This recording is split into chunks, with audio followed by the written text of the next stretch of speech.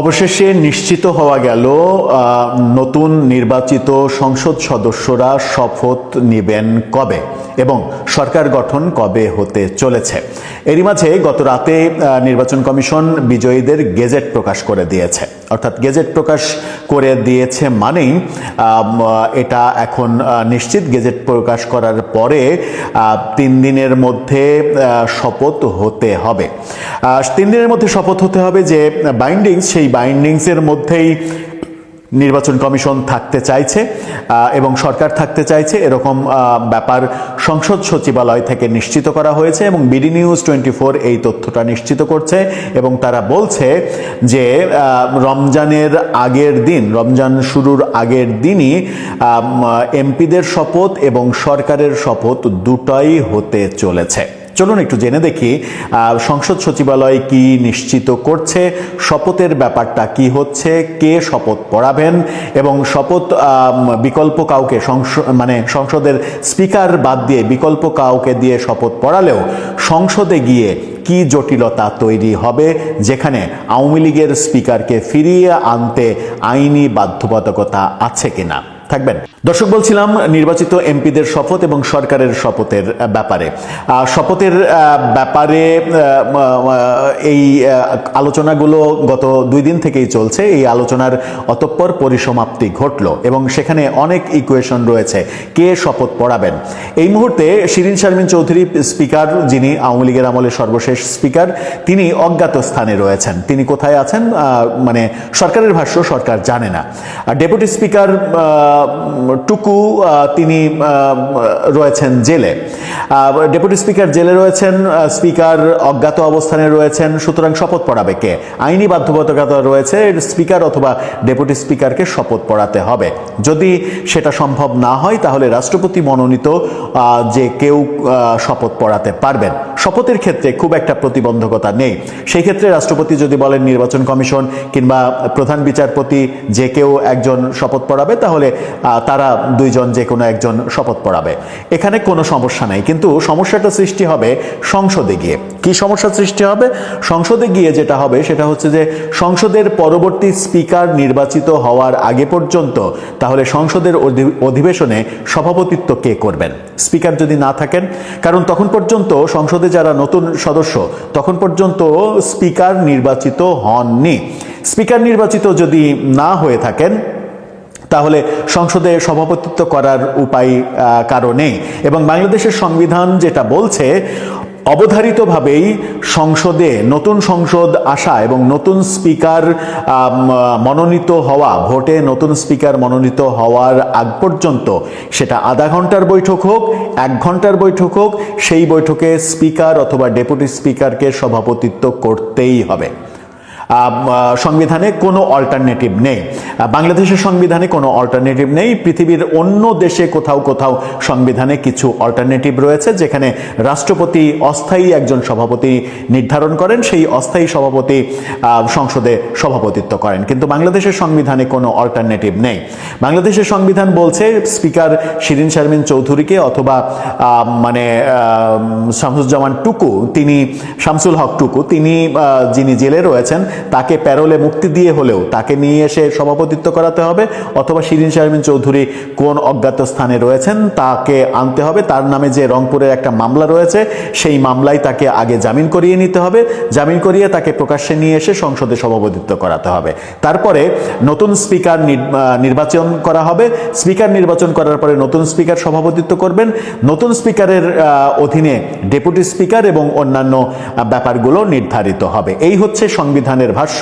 সুতরাং আপনি এমপিদের শপথ তৃতীয় কোনো ব্যক্তিকে দিয়ে পড়াতে পারবেন, কিন্তু সংসদে গিয়ে সংসদের সভাপতিত্ব করাতে পারবেন না কাউকে দিয়ে। আর সংসদে স্পিকার ছাড়া কেউ সভাপতিত্ব করতে পারে না। এখানে একটা বড় আইনি জটিলতায় পড়তে যাচ্ছে সরকার এবং পরবর্তী সরকার। এটা গেল আইনি জটিলতা।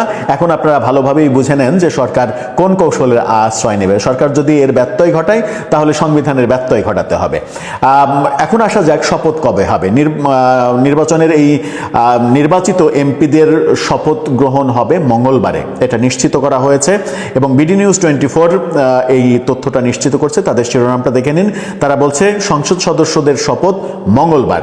একই দিনে সরকারের শপথ গ্রহণও হতে পারে মানে নিশ্চিতই হবে। মঙ্গলবার মানে 17 তারিখ। 17 তারিখের পরে আর কোনো অপশন নেই। 18 তারিখ থেকে রোজা।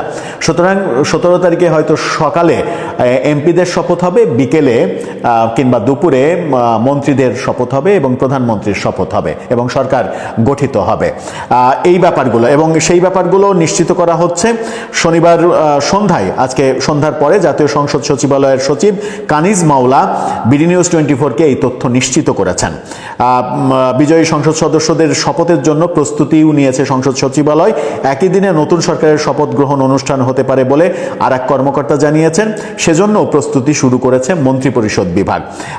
মন্ত্রিপরিষদ বিভাগ থেকে নিশ্চিত করা হয়েছে যে রাষ্ট্রপতির বঙ্গভবনে এই শপথ অনুষ্ঠান হবে এবং তার জন্য গাড়িও রেডি করে ফেলা হয়েছে। এখন বিএনপির পক্ষ থেকে জানানো হবে শুধুমাত্র যে কতজন মন্ত্রী প্রতিমন্ত্রী হচ্ছে ততটা গাড়ি যে পরিবহন দপ্তর, সেই পরিবহন দপ্তর রেডি করে ধুয়ে মুছে ড্রাইভার রেডি করে রাখবে। তার মানে এটা এখন আমরা ক্লিয়ার হতে পারলাম যে পরবর্তী সরকার গঠিত হতে চলেছে মঙ্গলবারে 17 তারিখে এবং সেই দিনই হতে চলেছে বর্তমান ইন্টারিম গভর্নমেন্টের শেষ দিন, প্রফেসর ইউনূসের শেষ দিন। অনেকেই যারা স্বপ্ন দেখেছিলেন যে বিএনপি নির্বাচিত হলে প্রফেসর ইউনূসকে রাষ্ট্রপতি করবেন কিংবা জামাত জোট নির্বাচিত হলে প্রফেসর ইউনূসকে রাষ্ট্রপতি করবেন, জামাত এনসিপি জোট নির্বাচিত হলে সেই সম্ভাবনা হয়তো ছিল, কিন্তু বিএনপি নির্বাচিত হওয়ার ফলে সেই সম্ভাবনা শেষ হয়ে গেছে। ডক্টর ইউনূসকে তার নিজের কাজে ফিরে যেতে হবে। নতুন রাষ্ট্রপতি সম্ভবত হতে চলেছেন মির্জা ফখরুল ইসলাম আলমগীর। নির্বাচন তো হয়ে গেল, মোটামুটি ফলাফল প্রকাশ হয়েছে। এখন নতুন সরকার গঠন হবে, রাষ্ট্রপতি আসবে, পার্লামেন্ট চালু হবে, সব তো হলো। এখন বিচার বিশ্লেষণ করা হচ্ছে যে এই যে নির্বাচন, এই নির্বাচনে বিএনপি কি করলো, জামাত কি করলো, এনসিপি কি করলো। মোটা দাগে মনে হচ্ছে যে বিএনপি তো অবিস্মরণীয় ফলাফল করছে, তারপরেও তাদের আক্ষেপ থাকবে। কয়েকটা অঞ্চলে তাদের, বিশেষ করে যশোরের জন্য আক্ষেপ থাকবে, উত্তরাঞ্চলে রংপুর, লালমনিরহাট, ঠাকুরগাঁও, এইসব অঞ্চল দিয়ে তারা ভালো করতে পারেনি। ঢাকাতেও একটু টলমল অবস্থা। এই আক্ষেপ সত্ত্বেও বেশ কিছু জায়গা থেকে অস্বাভাবিক রকম তাদের ভালো ফলাফল আসছে, তার জন্য তাদের একটা তৃপ্তি থাকবে। জামাতের তো অকল্পনীয় 18 থেকে 68টা, অতৃপ্তি থাকার কথা না। তারপরেও তারা এমন ভাব দেখাচ্ছে যে ক্ষমতায় তো তাদেরই যাওয়া উচিত ছিল, কিন্তু ভোটটাও সুষ্ঠু ছিল, কিন্তু ফলাফলটা সুষ্ঠু ছিল না আর কি। ভোট সুষ্ঠু হয়েছে, ফলাফল সুষ্ঠু হয়েছে, হয়নি। যাক, এসব বলার পরে তারপরে বলছে যে নির্বাচনে জিততেই হবে এমন গ্যারান্টি দিয়ে কখনো ভোট হয় না। যাই হোক, কিন্তু এনসিপির কি হবে? আপাতত মনে হচ্ছে যে এনসিপি 6টা আসন পাইছে, যেখানে 1-2টা আসন কল্পনা করা ছিল, সেখানে 6টা। কি হবে আলোচনাটা শেখেনি। এনসিপি ভীষণ রকম বেকায়দায় পড়বে। এনসিপি এখন ন্যূনতম কারো কোনো, এই ইউনূস সরকার বিদায় নেওয়ার পর আর কারোর কোনো সহযোগিতা পাবে না আমার ধারণা। আজকে যদিও ডক্টর মোহাম্মদ ইউনূস টেলিফোন করে সবাইকে শুভেচ্ছা জানিয়েছেন, তারেক রহমানকে, শফিকুর রহমানকে এবং নাহিদ ইসলামকে। এই ফোন করার লোক আর এই 17-18 তারিখের পর থেকে থাকবে না কেউ। জামাত কৌশলী রাজনৈতিক দল। জামাত যতটুক অ্যাগ্রেসিভলি বিএনপির বিরুদ্ধে প্রচারণা চালিয়েছিল, যেভাবে একেবারে কলিজায় কামড় দেওয়ার মতন আচরণ করেছিল, সেখান থেকে তারা ইউটার্ন করবে খুব দ্রুত। এনসিপি সম্ভবত পারবে না। এনসিপি জামাত স্টাইলে গেলে আস্তে আস্তে জামাতের মধ্যে বিলীন হয়ে যাবে, নিজস্ব আর রাজনীতি থাকবে না। এমনিতেও জামাত জোটের কারণে তাদের যে উজ্জ্বল গ্লামার সেটা অনেকখানি ক্ষুণ্ণ হয়েছে। এই সংসদীয় রাজনীতিতে যে আরো হবে, একজন দুজন খুব ভালো বক্তব্য রাখবে, যেমন হাসনাত আব্দুল্লাহ হিরো হয়ে যাবে, ভালো বক্তব্য রাখবে, আরো একজন দুজন চটাং চটাং কথাবার্তা বলে মাঠ গরম করবে। যদি মোটা দাগের কোনো ব্যর্থতা না হয় বিএনপির, তাহলে সেটাও আর খুব একটা কাজে আসবে না। রাজনৈতিক অস্তিত্ব চ্যালেঞ্জের মুখে পড়বে, জামাতের কাছ থেকে প্রত্যাশিত আর সাপোর্ট পাবে না। সেটা ওই তুষার সরোয়ারের আহাজারির থেকে বোঝা গেছে। নরসিংদী না মুন্সিগঞ্জ কোন আসন থেকে আসছে, সেখানে সবচেয়ে অসহযোগিতা পাইছে জামাতের। এই নির্বাচনের পর জামাত কতখানি চিনবে এনসিপিকে আমার সন্দেহ আছে। এনসিপি বিএনপি কাছ থেকে তো পাবেই না কোনো, উল্টা যেটা হবে, আওয়ামী লীগ আস্তে আস্তে সংগঠিত হবে এবং প্রথম মাইটটা এনসিপি কে দিয়ে শুরু হবে। ইতিমধ্যে হয়তো কিছু তার আলামত পাচ্ছে, এই জন্য তারা শঙ্কিত, সবচেয়ে ভীত সন্ত্রস্ত। 6টা আসন পেয়েও তাদের মুখে হাসি নেই, কারণ তারা বিপদ দেখতেছে। সরকারি প্রটোকল আর পাবে না, আগে যেটা পাইছে। এখন কোন রকমে ওই এমপি যে কয়জন আছে সেই কয়জন হয়তো পাবে।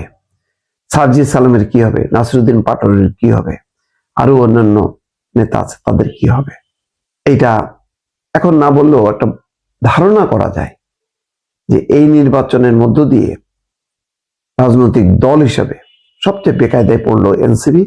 কারণ তরুণদের মধ্যে তাদের আর গ্রহণযোগ্যতা থাকলো না। তরুণদের থেকে তারা আগেই বিচ্ছিন্ন হয়ে গেছে, এখন চূড়ান্তভাবে বিচ্ছিন্ন হয়ে গেল তারা। কারণ বিশ্ববিদ্যালয়গুলোতে, শিক্ষা প্রতিষ্ঠানগুলোতে যতটুকু প্রভাব সেটা থাকবে শিবিরের, ছাত্র দলের। সেখানে আর এনসিপির স্থান হবে না, না রাজনীতিতে, না শিক্ষাঙ্গনে, না তরুণদের মধ্যে। এবং আস্তে আস্তে এটা কিন্তু ওই জাতীয় পার্টির মতন নায়ের মধ্যে যাত্রা শুরু করবে। দেখেন না, এখন হারছে তো হারছে, কোনো কোনো বড় বড় নেতা জামানত পর্যন্ত চলে গেছে, এখন হয়তো ওই লাইনেই যাবে। ফলে সবচেয়ে ঝুঁকিতে পড়লো মনে হয় এনসিপি।